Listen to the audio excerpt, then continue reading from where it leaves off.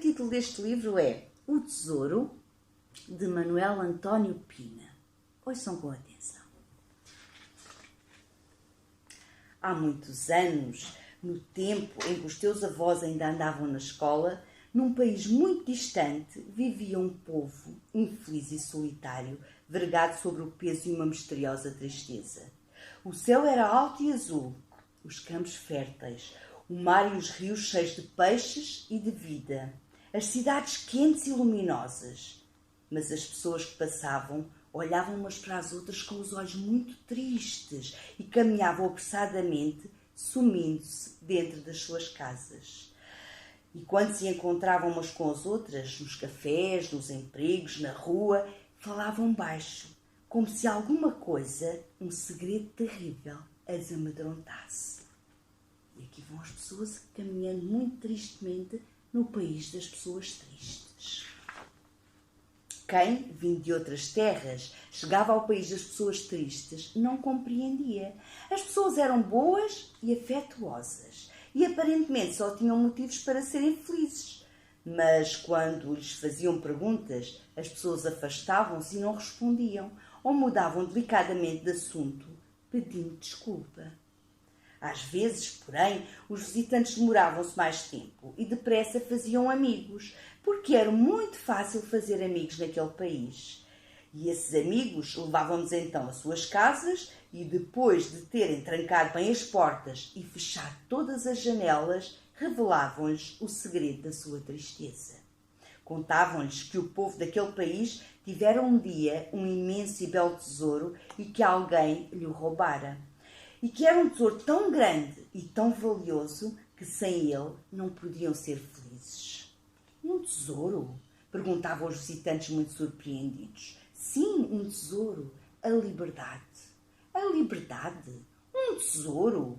Os visitantes não queriam acreditar, porque nas suas terras a liberdade era uma coisa muito comum, muito normal, quase sem importância. Toda a gente era livre de fazer o que quisesse, desde que não fizesse mal a ninguém. E por isso era tão normal que as pessoas nem davam pela liberdade. Eram livres do mesmo modo que respiravam e ninguém dá conta de que respira. Respira e pronto. Sim, a liberdade é como o ar que respiramos, diziam-lhe os seus novos amigos tristemente. Só quando nos falta e sufocamos cheios de aflição é que descobrimos que sem ele, sem o ar, não podemos viver. E como pode alguém viver sem a liberdade? Como é isso possível? Então, explicavam-lhes naquele país que as pessoas não podiam fazer o que queriam, nem podiam dizer o que pensavam ou o que sentiam, nem como eles partir e visitar outros países e conhecer outros povos. Viviam fechados no seu país como se ele fosse uma prisão. Nem sequer podiam contar esse segredo a ninguém, porque seriam presas, ou pior ainda, mortas. Mas isso deve ser uma grande infelicidade, diziam os visitantes. Não admira que vocês estejam sempre tristes? E os seus amigos, depois de irem espreitar de novo à porta para ver se alguém lá fora os espiava, contavam-lhes como era a vida de todos os dias no país das pessoas tristes. Havia polícias por toda a parte, e não polícias bons que orientam o trânsito e prendem os ladrões, mas polícias para vigiar as pessoas e impedir que elas falassem entre si. Polícias nas fronteiras para não os deixar sair.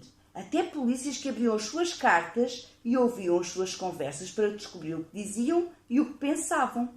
E que as perseguiam e lhes batiam se elas não dissessem nem pensassem o que eles queriam que dissessem e que pensassem. Aqui estão as pessoas do país das pessoas tristes, muito amedrontadas, a espreitar à porta para ver se alguém os está a vigiar. Os meninos do país das pessoas tristes não podiam ouvir as músicas, nem ver os filmes, nem ler os livros e as revistas de que gostavam, mas só as músicas, os filmes e os livros que não eram proibidos. Nem sequer podiam beber Coca-Cola, porque a Coca-Cola também era, ninguém sabia porquê, proibida.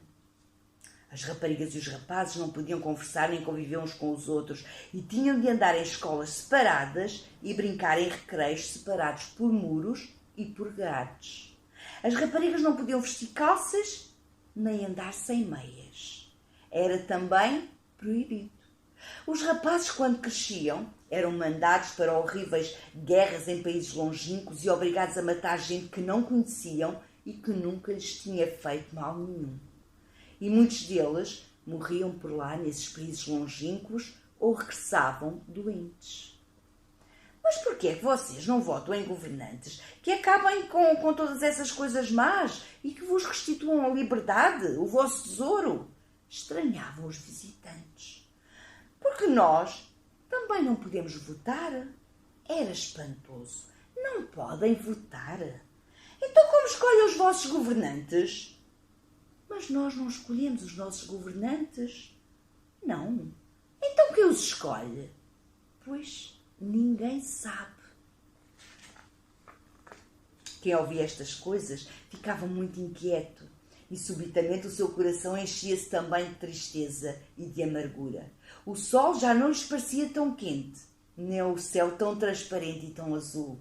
E quando voltava à rua, olhava também em volta amedrontado, pensando que podia estar a ser vigiado e seguido, e temendo até que alguém pudesse ler os seus pensamentos e sair da sombra para o castigar por causa deles.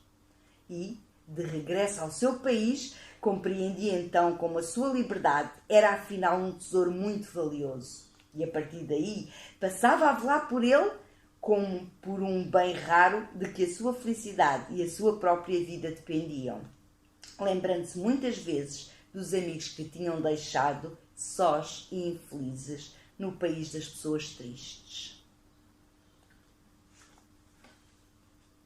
Até que um dia, sabe o que é que aconteceu? Um dia chegou em que no país das pessoas tristes, as pessoas decidiram reconquistar o seu tesouro. Os soldados reuniram-se nos quartéis e pegaram nas suas armas para arrancar finalmente o tesouro das mãos dos ladrões. E toda a gente saiu feliz para a rua e acompanhou os soldados cantando e gritando: "Viva a liberdade! Viva a liberdade!" Os corações cheios de alegria e as janelas encheram-se de bandeiras e de cravos vermelhos. Os soldados puseram cravos vermelhos nas espingardas e as mulheres esqueceram-se do jantar e das limpezas de casa e correram para a rua com os filhos ao colo e cravos vermelhos ao peito, chorando e rindo, comovidas e confusas.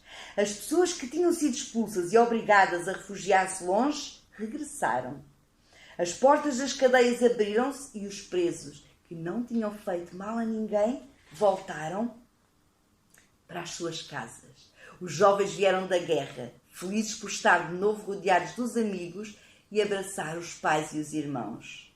E os meninos e as meninas puderam pela primeira vez dar as mãos e falar e olhar-se, caminhando lado a lado sem medo de acusações nem de castigos. Todo o país se transformou numa grande festa muito ruidosa e as pessoas deixaram sair livremente do coração todas as palavras e todos os sentimentos longamente acumulados durante os anos da infelicidade.